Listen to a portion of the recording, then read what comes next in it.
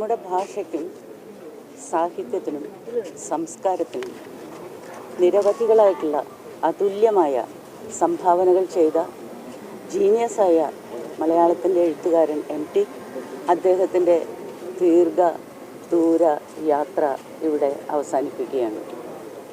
ജയിക്കാൻ വേണ്ടി മാത്രം യാത്ര ചെയ്ത ഒരാളാണ് MT വാസുദേവൻ നായർ.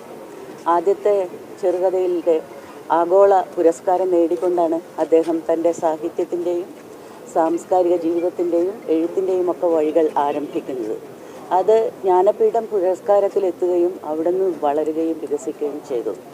നമ്മുടെ നാട് അദ്ദേഹത്തോടുള്ള കടപ്പാട്, അദ്ദേഹത്തോടുള്ള നന്ദി, അദ്ദേഹത്തോടുള്ള സ്നേഹം, ആദരവ് ഇത് പ്രകടിപ്പിക്കുന്നൊരു വേളയാണ് ഇത്.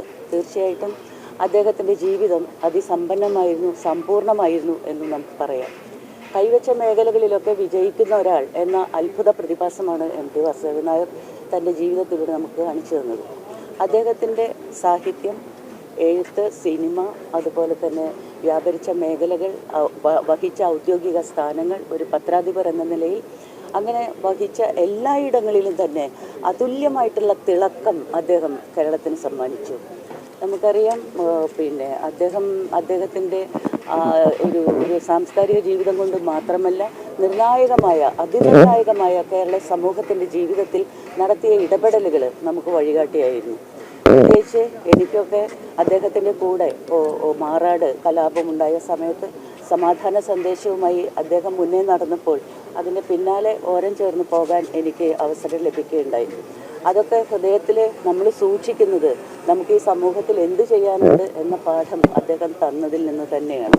മുത്തങ്ങ കലാപത്തിൻ്റെ തൊട്ടടുത്ത ദിവസങ്ങളിലെ അവിടേക്കുള്ള യാത്രയിലും അദ്ദേഹത്തോടൊപ്പം ഞാൻ ചേരാനുള്ള ഭാഗ്യം എനിക്ക് കിട്ടുകയുണ്ടായി. ജീവിതത്തിൻ്റെ നിർണായകമായ ഓരോ സന്ദർഭങ്ങളിലും അപൂർവമായി മാത്രം ഇടപെടുന്ന MTയുടെ വ്യക്തിത്വം, അദ്ദേഹം എന്തു പറയുന്നു എന്ന് കേരള സമൂഹം 100% കാതു കൂർപ്പിച്ച് നിൽക്കുകയും അതിൻ്റെ പിന്നാലെ സഞ്ചരിക്കുകയും ചെയ്ത അനുഭവമാണ് നമുക്കുള്ളത്. നമുക്കറിയാം, എല്ലാ മേഖലകളിലും ഒരുപോലെ ഇത്തരത്തിലുള്ള അതുല്യമായ ഒരു പ്രതിഭ തെളിയിച്ച ഒരു ഒരു വൻമരം പോലെയുള്ള ഒരു എഴുത്തുകാരനാണ് തൻ്റെ ജീവിതയാത്ര അവസാനിപ്പിച്ചിരിക്കുന്നത്. ഇനി MT ഇല്ലാത്ത ലോകം. തുഞ്ചൻപറമ്പ് പോലെയുള്ളൊരു സാംസ്കാരിക കേന്ദ്രം പടുത്തുയർത്തുന്നത് ഭാഷാസ്നേഹം കൊണ്ട് മാത്രമല്ല, എഴുത്തച്ഛനോടുള്ള ആദരവ് കൊണ്ട് മാത്രമല്ല, ഭാവി മലയാളി തലമുറയെ ഉദ്ദേശിച്ചു കൊണ്ടുകൂടിയാണ്. എന്താണ് മലയാളം എന്ന് നമ്മുടെ കുട്ടികൾ അറിയണം. എന്താണ് മലയാള സാഹിത്യം എന്നറിയണം. ആരാണ് എഴുത്തച്ഛൻ എന്നറിയണം. എന്താണ് സാഹിത്യം ജീവിതത്തിന് ചെയ്തുകൊണ്ടിരിക്കുന്നത് എന്നറിയണം.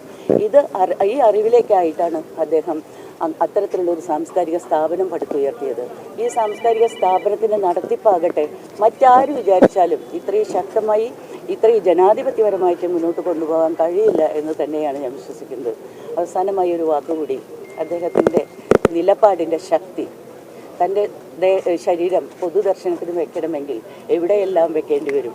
കോഴിക്കോട് മാതൃഭൂമി ഓഫീസിൽ നിന്നും ടൗൺ ഹാളിൽ നിന്നും തുടങ്ങി സാഹിത്യ അക്കാദമി തൊട്ട് നിരവധി ഇടങ്ങളിൽ അദ്ദേഹം ഏറ്റവും മുഖ്യനായി നിന്നിരുന്ന നിരവധി ഇടങ്ങളിൽ അദ്ദേഹത്തെ പ്രദർശനത്തിന് വെക്കേണ്ടി വരും.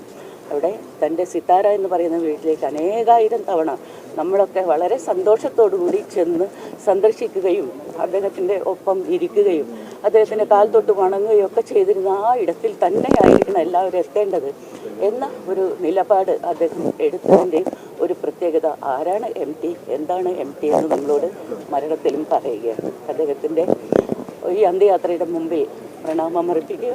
നമ്മൾ അദ്ദേഹത്തോട് എന്നും നന്ദിയും സ്നേഹവും കടപ്പാടും ആദരവും ബഹുമാനവും ഒക്കെ ഉള്ളവരായിരിക്കും. അങ്ങനെയുള്ള ഒരു ജനതയാണ് മലയാളി ജനത. പറയേണ്ടിടത്ത് പറയുക എന്നുള്ളത് അത് MTയുടെ നയമായിരുന്നു. ആവശ്യമില്ലാതെ കിടന്ന് പറയേണ്ട കാര്യമില്ല. പക്ഷെ പറയുന്നത് കൊള്ളണം എന്ന് വിചാരിച്ച് തന്നെയാണ് ഇപ്പോൾ ഈ അടുത്ത കാലത്ത് വരെ അദ്ദേഹം നടത്തിയ ചില രാഷ്ട്രീയ ഇടപെടലുകൾ കേരളത്തിന് മുഴുവനും വഴികാട്ടിയായ ഒരു ഇടപെടലായിരുന്നു. അത് അദ്ദേഹത്തിന് മാത്രം സാധിക്കുന്ന ഒന്നാണ്.